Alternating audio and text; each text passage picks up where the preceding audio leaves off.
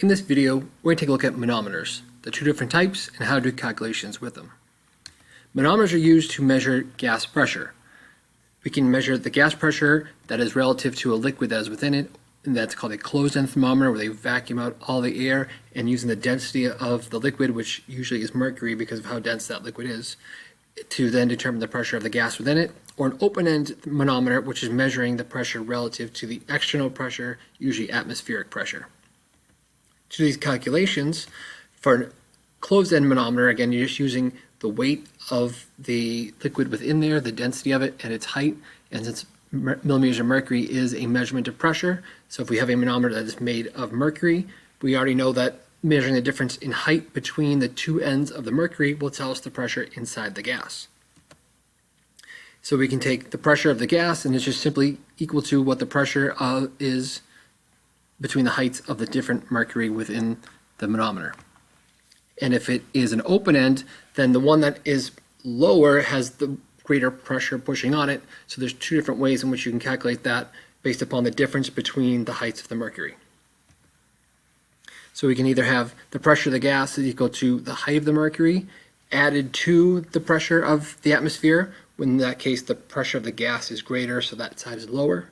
Or the pressure of the gas would be equal to the atmospheric pressure. You subtract the height because the atmospheric pressure is greater than that of the gas inside the manometer.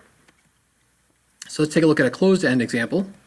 Here we see, again, closed on the right, there is no air, so there's no pressure built up on the right side. It can freely flow up and down. And we see on the left side where the gas is, it's at a measurement of 85 millimeters. And on the right side where it's being forced up, it's at a height of 190 millimeters. So we can use the equation, pressure of the gas is just equal to the differences in those heights. Take the 190 that's being pushed up, subtract from it the 85 on the other end that still remains, and we see it has a pressure of 105 millimeters of mercury. However, it is looking for kPa.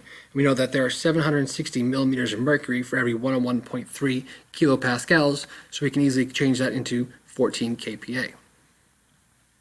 Now for the open-ended ones, in this case we see that the pressure of the gas is greater than the atmospheric pressure because the gas side is lower than that of the atmospheric side.